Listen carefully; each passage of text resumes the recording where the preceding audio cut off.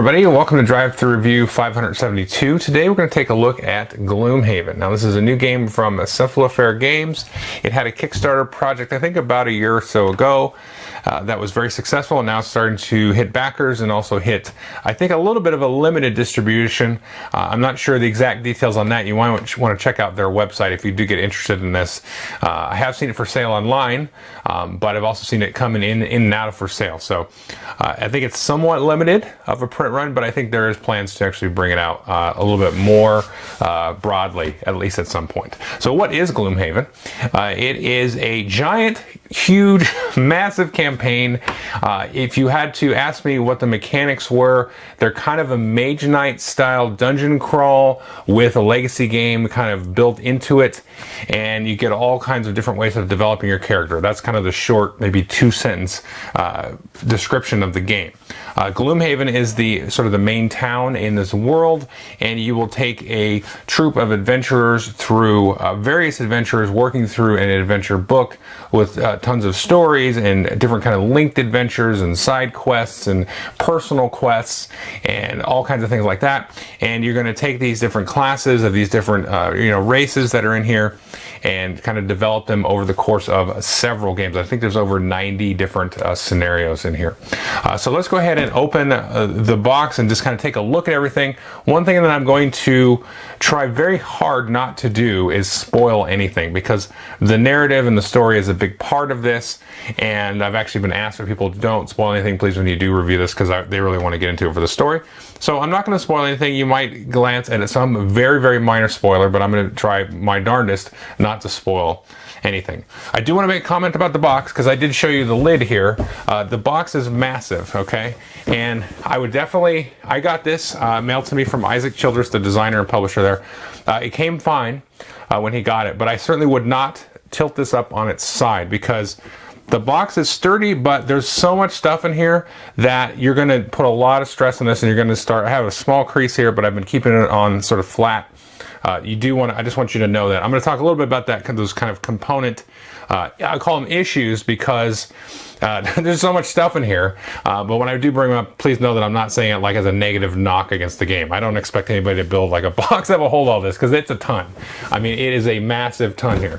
Let's just look at, I don't want to harp on it too much, but let's look at the Mechs vs. Minion box here. Everybody knows this is a huge box here, and so in some ways this is actually even bigger. It's not quite as long, but it's much, much deeper, just to give you a sense. So it's a big, heavy box. So let's jump in and take a look at all of it. Okay, so I've laid out some of the components here to get started.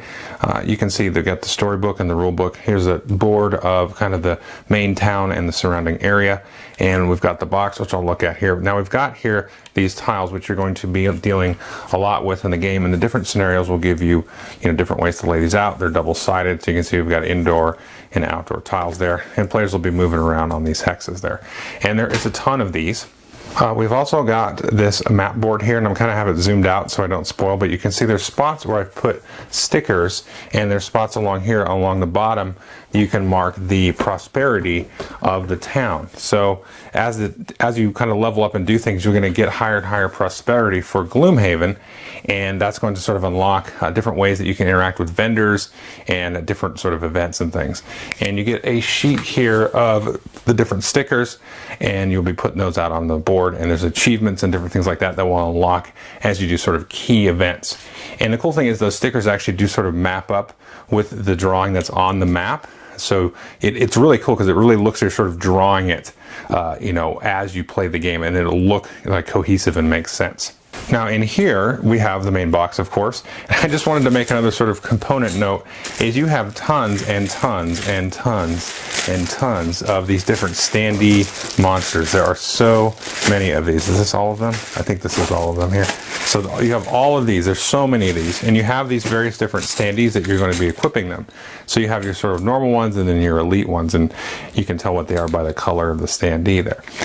So you're going to be using those, and you'll want to spend some time organizing these to start the game. Maybe look at the first handful of scenarios. It's going to use kind of the same types of bad guys there, and separate them into somewhat reasonable piles. Now you're not going to really know, what is what necessarily, because, oh, here's another one. Because you don't know. You haven't gotten to the scenario where you use the nightmare horse yet, or these this big demon guy there. So you're going to sort through those, and then you've got a bunch of components here for traps and tables and, you know, all kinds of stuff that you're going to add into the scenarios there, and different walls and lavas and stuff like that. And then you have a really cool kind of piece here as all of these character boxes. So inside here, you're going to have, some of these will be open, like the first 6, I think, but as we go down here, you're going to see these are actually sealed there. So certain events will unlock certain classes from being used, and then in here you will have a whole bunch of stuff, which I'll show you in a minute. You got your character cards specific for the class, the character sheet, and so on. And then you have, let's see, this guy here. And so for each of these, you can see it has the same symbol, and you have the miniature that is going to go with that class there. So we can see this guy here, he's kind of my warrior guy. And these are pretty decent miniatures. I'll just give you an example there. So these are something you could paint and get going.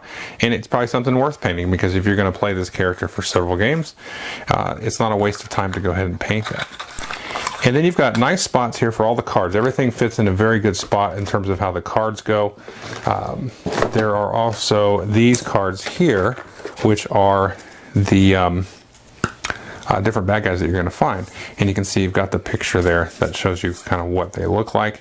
And then you have these little slots. And so let's say we're fighting level 2 bandits like this. We'll slide that in there. And this gives you that particular stat. So they're going to have this many hit points if they're a normal level 2 bandit archer, and if an elite, they're going to have 9. And then you've got here the movement, the fighting, and then the range. So that's the amount of attack power they have. And so you've got here also spots to track hit points. If you don't want to, you can track it next to the model on the, or excuse me, the standee on the table as well. So this is a pretty handy way of also scaling the game. So the game does give you 2 different modes that you can sort of play in. I'll talk more about that in a minute, but that's a nice way to easily scale those up without too much trouble. First thing you can do is create your party, and you get a sheet here to keep track of your party. So you can name it your party, and you get a reputation marker and so on. And then each player is going to have their own sheet, and these sheets come in these boxes here. And I will say these are pretty good for storing, but I think opening and closing these a whole bunch might wear them down. But it's kind of a nice way to, you know, open them and unlock them in terms of the legacy aspect of it. And they do serve for storage, but I feel like that will disintegrate after some time. And the other thing, so you get your character sheet here, you get your mini, and you're going to get tokens that match kind of like your character's icon there. And these are going to be different uses depending on, you know, what your character's ability cards are and stuff like that. You're going to get a personal quest. So you're going to get dealt a couple of these, and then you get to choose one. And then it gives you sort of a background story of why you have this goal, in this case, to kill 20 vermlings. Okay. And then it'll tell you maybe that'll unlock something, you know, in the game once you achieve that. So that is a personal goal for your character apart from kind of the main storyline. Now, each player is also going to have here a deck of these combat modifier cards. And these are always going to get flipped when you do an attack. And sometimes they're going to cancel the attack. Sometimes they're going to, you know, do modifiers plus or minus and stuff like that. So as you kind of go along, you can get modifications to this. You can get these perks here. You can see there, let me zoom in down here. You can see you start to unlock these check boxes, and there's different ways that you can get those marked off as you sort of play through the different quests, and then you're going to be able to unlock some of the different special abilities up here. Sometimes you'll be modifying these cards a lot. Now, if we look down here, you also get a deck of these action cards here. And you can see you've got a hand limit, or deck limit of 10 in this case. And so you're going to start off, now this one has a level 2 there. You're not going to start with any of the level 2s, but you'll have a bunch of level 1s, and the game recommends just starting with all those to kind of start the game off. But you can also swap out these X's here. So these are just a little bit more, I don't know, advanced cards, but you can swap these out. But you're always limited to the number of cards, and then as you level up, you can start to grab some more of these higher level ones. And these are the cards you're going to be playing during the game, which I'll talk about. And down here you have a nice sort of summary of all the things that you can do in your round, and you have a hit point tracker here. And I feel like this is probably going to wear out after, you know, 50 plays, because you kind of move these down. It's these little tokens here that slot in there, but you know, they do okay, and you can just kind of leave them there above the top too if you really want. But I can certainly see these getting kind of loose. But you know, that would be after several plays. And here is an XP tracker. Every time you kind of fill up that bar, you'll take a little 10 XP token, and then you'll just jot down the amount of experience that you had at the end of the game on your sheet. So then you're going to go into your first adventure. And this is the very large main kind of story / quest book. You can see all of the different types of scenarios you got there.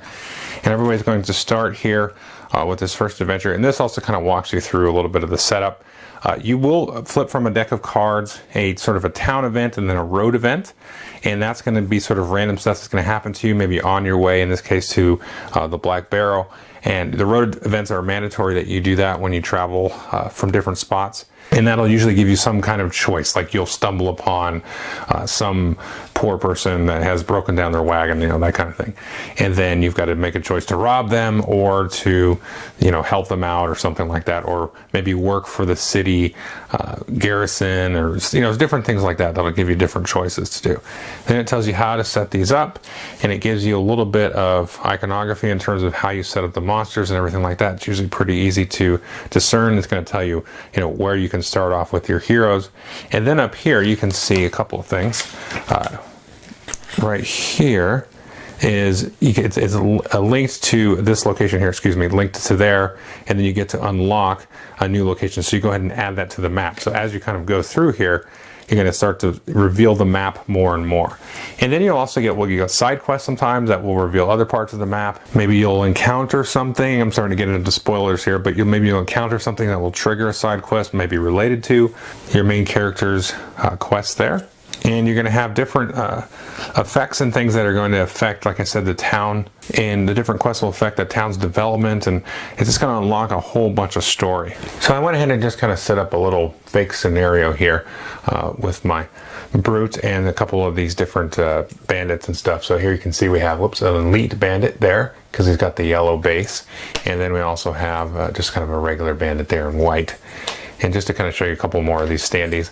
I do like the standees here. I mean, there's a zombie, and then we've got a couple skeletons up here, like that. And then maybe this guy, I don't know who he is. I just picked him out randomly, not really. Okay, there you go. So he's there, all right. And then, so now you're gonna go into your turn. Now let's take a look at the player card. So like I showed you, there's your hand limit and your XP and hit point tracker, and everybody has this little player aid here.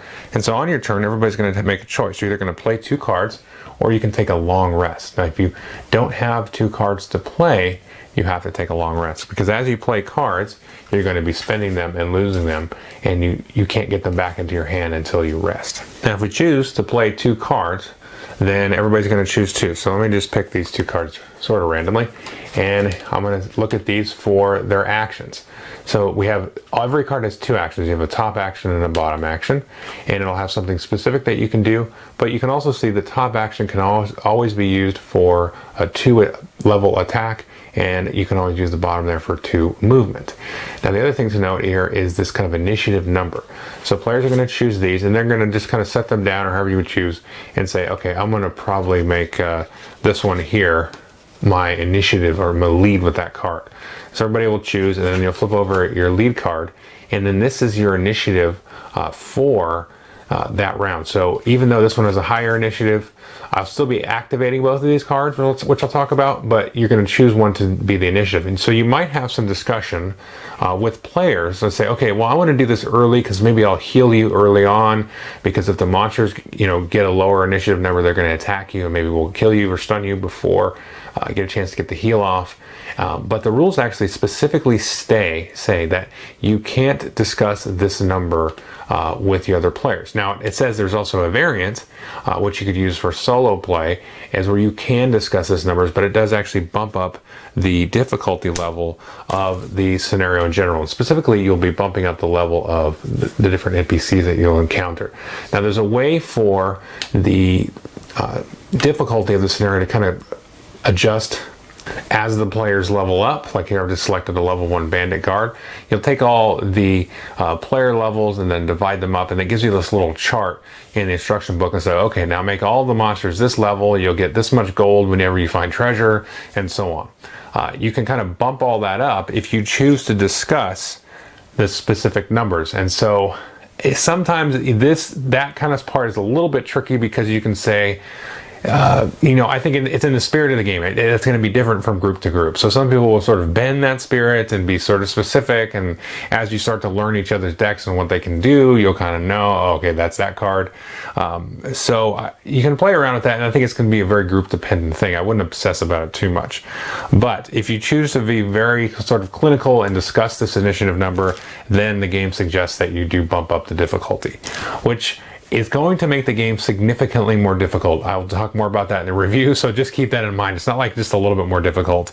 It's at least early in the game. Like, obviously I haven't played through 90% of the game, but early in the game the difficulty bump is significant. But anyway, so players will then choose that. They will lead with the initiative, and you're going to reveal for each type of monster that's out here on the board, you're going to reveal a card from their deck. Now, if we take a look here, I showed you the living corpses, the zombies there. So they've got a special card. There's a ton of these different decks of cards in the game.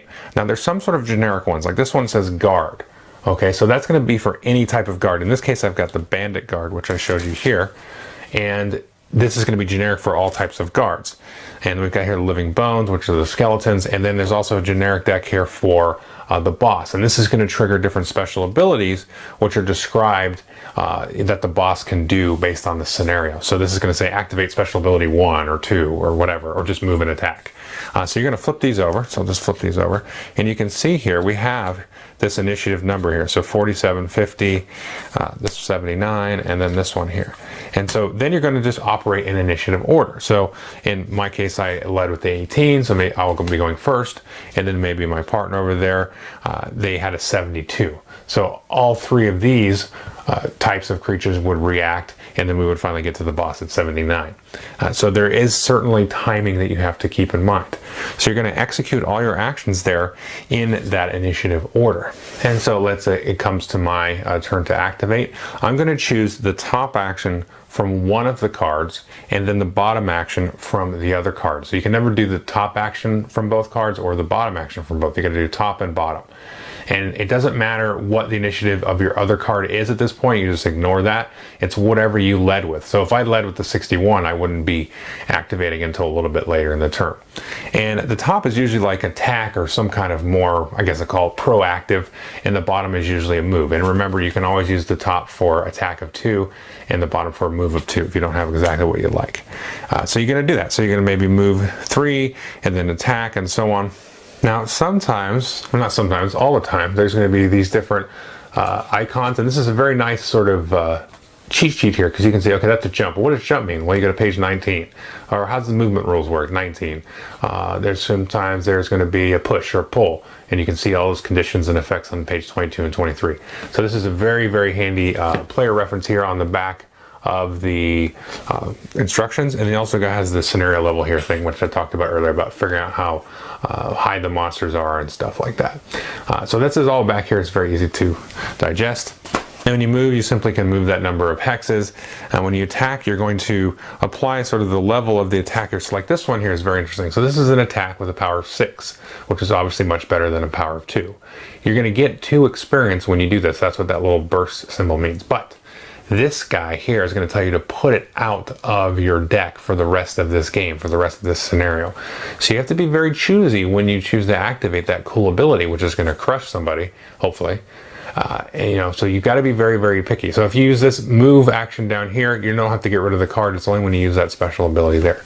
Now, when you do an attack, you're going to then flip off the top of your deck here. So let's just take a look at this. And so that's a +1. We're going to add +1 attack. Now, there are other different modifiers here. This one, for example, shows a push, but then it also shows this little symbol here, which means you're going to flip another one. So maybe I flip that one, and then I flipped in +1. So it's going to push your target 1 space +1 to your attack power. Now, some of these will give you bad stuff. I had to go look for another deck because I took it out of my deck already. So this one will give you +0, no big deal. These will give you -1, and there'll be one sometimes that will have a thing that allows you you just whiff the whole attack. You just miss, period. Then you'll kind of reshuffle your deck when you pull that. Or you can get a blessing that allows you to double your attack, and then that will reshuffle. But you won't get those for a while. You've also got these here. This is a stun here, and so that will allow them. There's little tokens for that, but they won't activate on their next turn, the monster. This is a kind of a Pierce 3, you'll ignore their armor. Now when the monsters do their turn, you're going to just kind of walk down this card in that order. So in this case, it'll be a move +1, which for living corpses is pretty fast because they only move 1 usually. Then attack -1, and then you will then flip a card. They will have their own deck of these modifier cards when they do an attack as well. Now when you apply the attack to the monster, for example, here we can see like here's the bandit guard. So they got level 6 of hit points, so you just need to do 6 hit points and they die. And the elite has 9. A shield that's marked there will kind of absorb that, and so then it'll kind of reduce your damage by 1. And again, here's the movement for the guard, and here's their normal attack strength there. And then if they have range, then that would be the range that they can attack from. But these guys don't have range, so they have to be adjacent to your character. And it works the same way for your characters as well. Now that is basically how your turn's going to work. You're just going to be operating through your deck. Now as you play these cards, your hand's going to start to dwindle, especially as you play these abilities here that force you to sort of remove the card for the round or for the game. So you've got to be very, very choosy about what you do. And so it's very, very simple core, but this is going to be a brain burner, not unlike the game of Mage Knight. So I think people should know that going in. This really seems very simple, but the order, do I activate the top or bottom of the card, or what do I do? Do I use this now because it's going to get deleted out of my hand? And what are my other friends going to do? What order is the monster's going to activate in? I'm really low on health. I need to activate quick to heal up, but I'm kind of back on my heels. So it's a very, very tricky system, but it's very simple at its core. Now, you don't have to always play your 2 cards. And talking about giving the cards back, you see if you do a long rest here, you're going to have an initiative of 99. Now that's important because a couple of things. So when the monsters activate, they're going to focus on the closest and then the person with the lowest initiative. So if you're in the back and you rest, you should be in okay shape because you're going to have a higher initiative than most other folks, and they should attack you last unless everybody does a long rest here. Now when you do a long rest, you lose 1 discard and recover the rest. So all the cards that you've played, you have to then choose and remove 1 from the game, unless of course you've already removed it there. And so that's another way that you're going to sort of diminish your deck as you go along. And then you're going to heal a little bit here, 2 points, and then refresh spent items. Now you can see here's an item, for example, this Boots of Striding. During my turn I can tap it there. You can see the little icon there to exhaust it, and during your movement. And then when you do a long rest, then you can activate any other items that you've got there. Now you can do an optional short rest there, and so you lose 1 random card and recover the rest. You can do that at the end of your turn, so it's a little bit dicey, but that could be something that you want to do to really try to get maybe a more medium effective attack or something back into your deck. Again, a very little simple kind of structure here, but there's a lot of decision kind of woven through all of this in the card play. Now, one thing that I'll show you is this stack of stickers. So you've got stickers for the board, which I showed you already, and then these here will enhance some of the different cards and things with these special abilities. So you can add these on here. Now you see some of these reference different elements in the game. And then up here we have this sort of round/element tracker. And you really won't need this for the first couple of scenarios, but as you go along, you'll either upgrade to better skill cards or maybe start to unlock some of those enhancements. And when you play spells that have these elements on them, you start to boost them up. Now they're going to just retreat every around. They're going to start dropping down. Now you can see they get up to strong, waning, and then inert. At inert, they're not going to do anything, but you can spend that power if it gets bumped up, and that will sort of beef up your attacks and beef up your little special abilities and so on. Now there's also a little bit of a round tracker here, and I don't know if most times, but it seems to me like most times you don't need that because you're not on a timer. But some of the different scenarios will require a timer. Otherwise, you just kind of go through until you win or lose based on the condition outlined in the scenario book. Now that's really the gist of the game. Most of the game is going to be, going through this book, playing these not necessarily in order because you can start to skip around as you sort of unlock items and things. The one thing I didn't mention was you'll sometimes put out little gold tokens or treasure tokens. That's going to vary based on the difficulty of the scenario, and so based on the scenario you might go and step on and pick up a gold token, or you have some cards that will allow you to actually do a loot action, which we'll talk more about in the review, but you'll get a certain amount of gold from those tokens based on the difficulty of the scenario. And sometimes there'll be treasures which will be keyed to maybe other scenarios or different things like that. So they'll be a little bit more specific sometimes. Now there is also here a deck for making random scenarios and doing random scenarios with your crew, which won't advance the story in the storybook, but you can keep the experience and kind of level up that way. So that's a way you can kind of get in there, kind of fine tune everything. Now, if you lose the scenario, you get to keep your experience and everything. You kind of, crawl home kind of hobbled, and then you can go back at it and, a little bit stronger that way.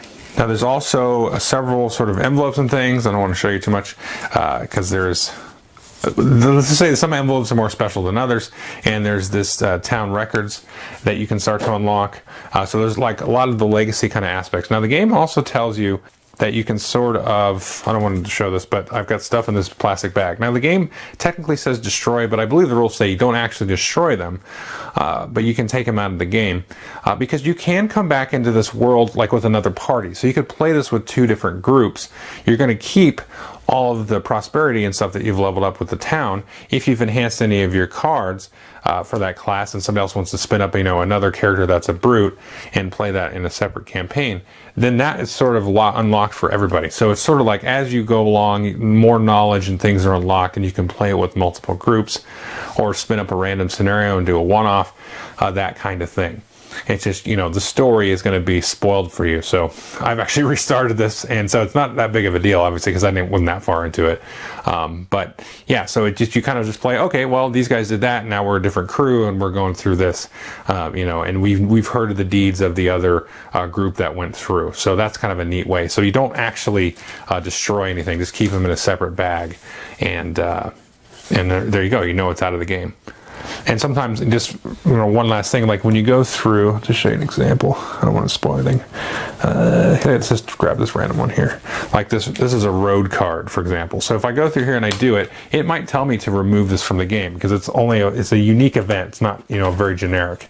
And so, or sometimes it'll say just put it at the bottom of the deck. So you do want to keep those decks in the box in a certain order so that when you pull it out, that you're accessing cards that you haven't already. It's not that big a deal, but that insert is nice for that. Okay, so that is Gloomhaven, at least a little bit of it. Like I said, didn't want to spoil too much. I was getting a little bit long-winded there, so I may cut that down a little bit. But the game is fantastic, excellent, amazing. I think everybody needs to at least try it.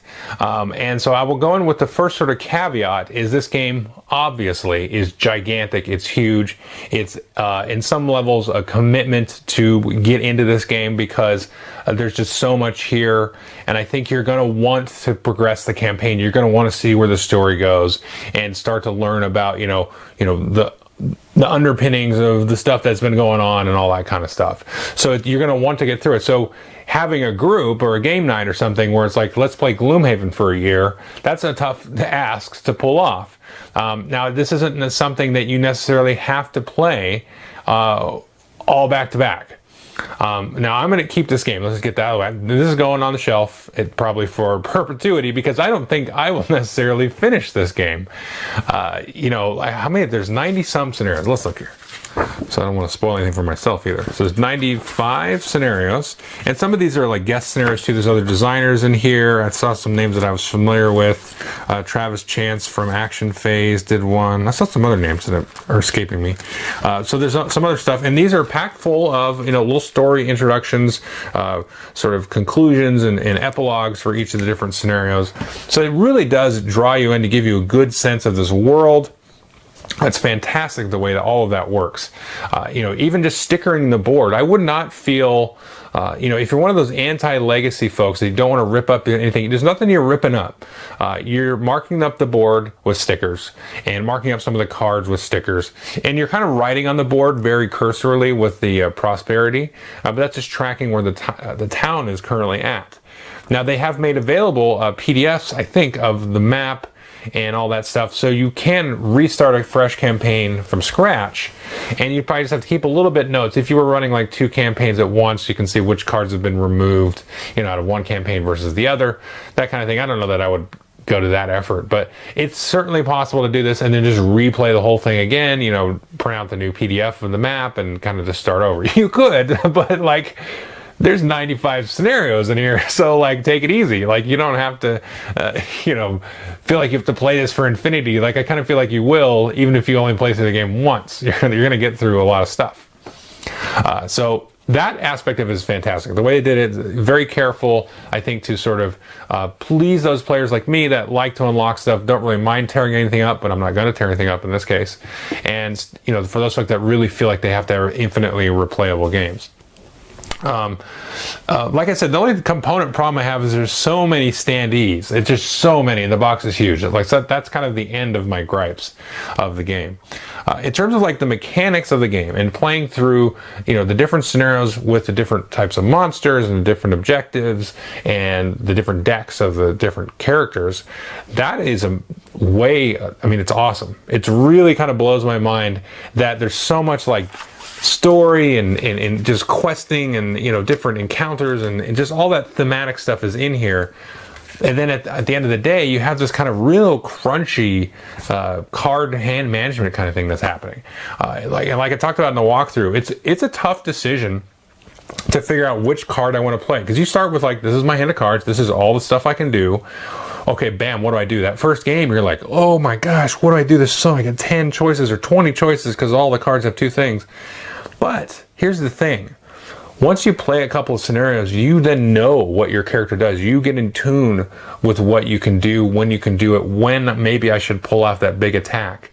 And so you learn the deck, you learn about yourself, you learn about the character that you create, and you learn about whatever everybody else can do, and when they kind of, when a good time to come in and, hit that heal or pull off a ranged barrage or something. You learn all that. It becomes kind of second nature in terms of, you sort of linking up with that character, and that's awesome. I mean, that's another sort of thematic boon for this game. Is not only is there a lot of sort of narrative to dive through, but you really get to know your character. You change over time. You start to unlock those special abilities and start to become more of a badass, so that is fantastic. And so also, just the way that initiative thing works, it really changes up the round to round, because like, okay, the monsters are going to get a free shot at us this turn because maybe we're all resting or we kind of wasted all our low initiative cards. So that sort of dynamic and balance of sort of the layout is really going to be very interesting. Now, I did make mention of the difficulty thing, because the rules say you can't really talk again about the initiative number exactly. Like I can't say that's number 40. I'm going to play 40 and 20. You're going to do this and heal. Like you can't get specific. You specifically can't talk about that initiative number. You can say, oh, I'm going to early in the round probably I'm going to heal you, and so you don't know what number that is. You probably assume it's 30 or below or 25 or below, but you don't know exactly until you see them play it, and then so sometimes even though you're not supposed to know. But it says if you do want to talk about it, then you bump up the difficulty level, and it does get more difficult. And that's why I said I restarted the campaign, is because it was difficult. We were losing the scenario. Not like getting our butts whooped, but it was like dicey, it was like, oh. And so I think you kind of have to sort of figure out the way that you want to play it. So I think it's fine as is.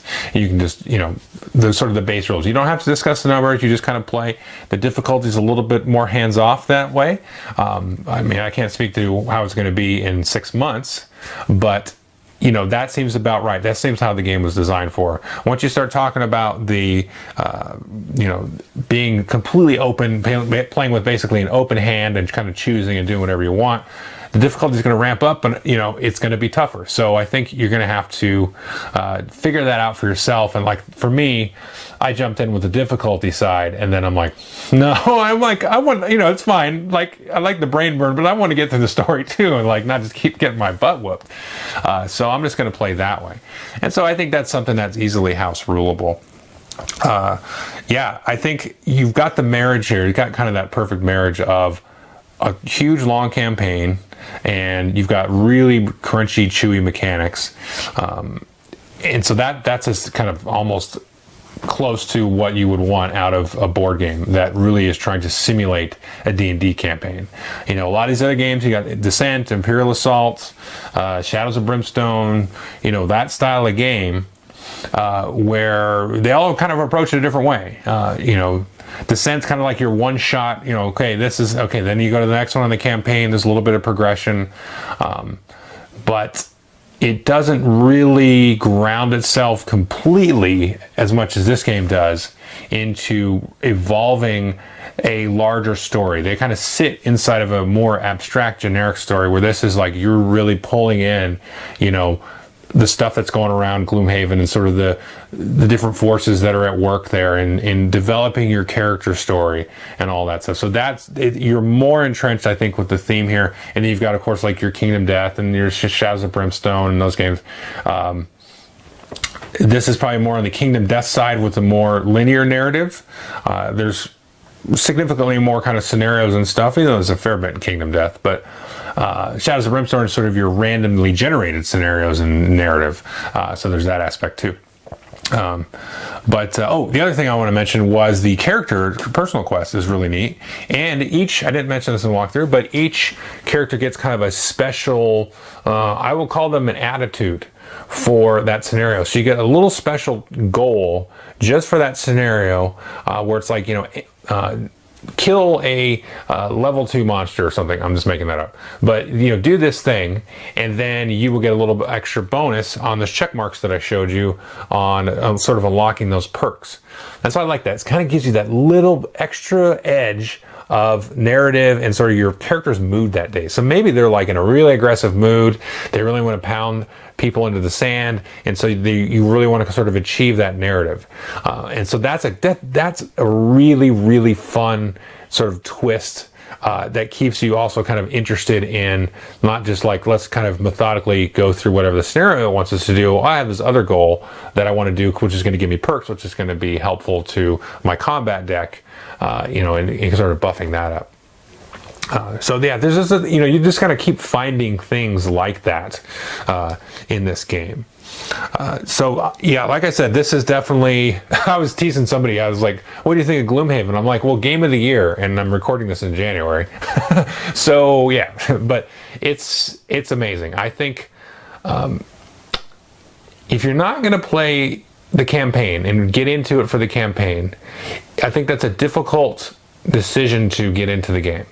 We're starting to see a lot of these games now that come out that are like this style, but there's no campaign necessarily. Like Doom is a game like that, and the others, and what was the other one that came out last year?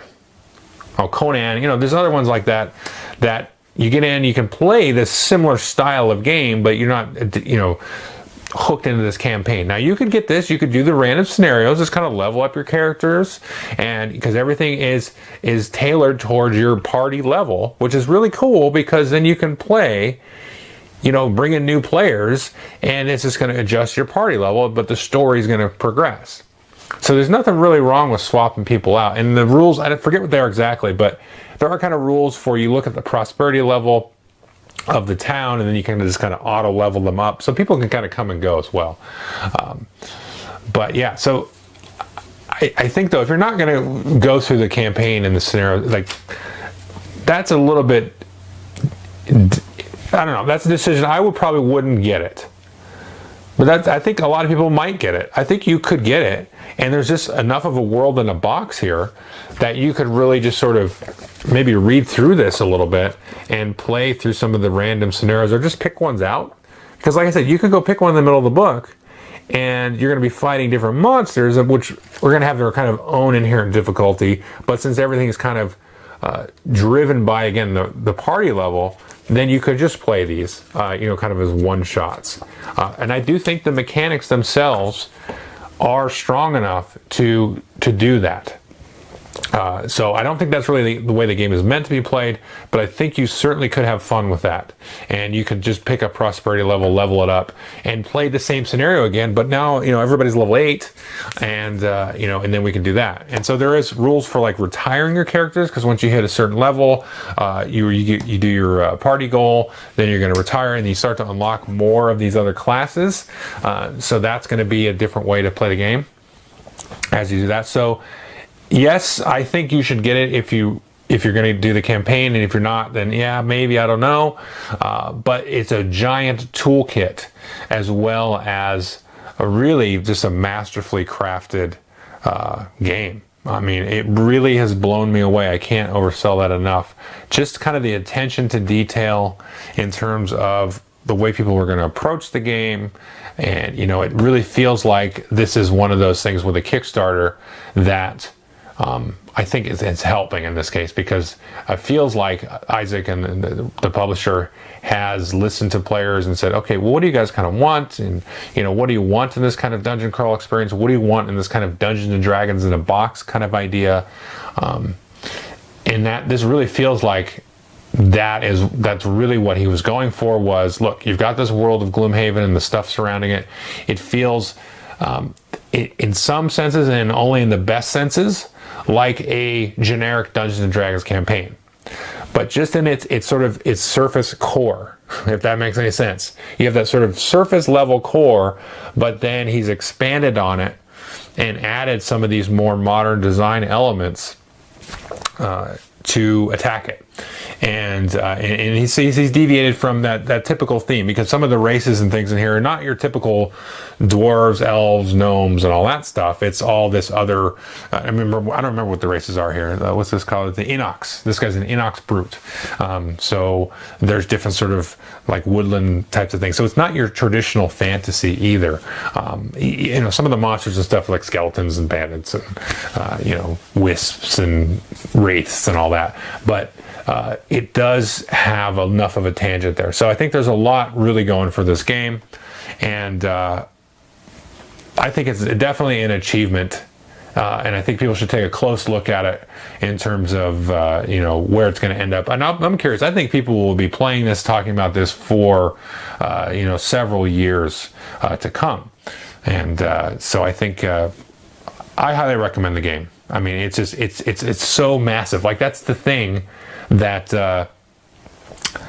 there's maybe its only knock is it's almost like too ambitious. Oh, there's one other thing. That's why I keep talking to try to remember what I was going to say. There's one interesting thing which I did not like when I first started playing the game, and actually got onto the BGG forum and was going through the FAQ, because I was like, this feels weird. I'm doing this wrong. So when you get the loot, so there's going to be loot on the board, which I talked about in the walkthrough. If you step on the spot with the loot, you're going to get it. Otherwise, you have to play a card that says loot.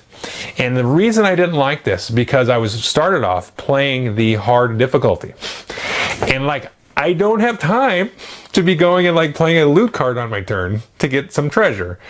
And then at the end of the scenario, after I've cleared off maybe all the bosses, why can't I just go pick up that treasure? Well, here's the thing. I think it's played with that in mind. Obviously, it was designed with that in mind. And some people talked me down because I was like, yeah, don't like that. But here's the thing, is when you play that loot card, it's not really like a loot card. There's a couple ways to look at it. It's more of a scavenge card. Now, you do have time to scavenge and grab that treasure. Yeah, maybe you do, maybe you don't. Maybe all of the creatures and the guards and everybody that's in the board are not the only ones in the dungeon or the secret hideout or whatever. There's others that are coming, but you're going through here and you don't have time at the end. You're trying to run out and escape with the loot or whatever piece of information you find. So it works that loot thing into the card play with the deck. So you want to have some of those sometimes cards that play loot on them, so you can grab stuff in a certain range. They'll give you like loot with a range so you can go grab.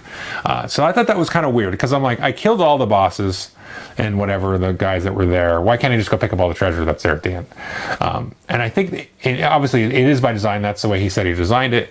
And that first was a tough thing for me, but then when I restarted and kind of played the normal, I'm like, okay, I can see how you have to make a decision to run off. So it works mechanically, and then it works thematically, as I explained earlier. Now, when you play hard mode, though, like, I was like, I don't have time. Like, I am like almost dead so much that I'm not going to waste time going and playing a loot card or trying to walk over and grab treasure. So anyway, that was one thing I wanted to mention, but you know, my mind has changed on that. So that's all I got to say. If you have any more questions about it, definitely ask. There's a lot I did not talk about, mostly due to spoilers and mostly due to just kind of the immensity of everything. Okay, certainly take a look at this one. Thank you.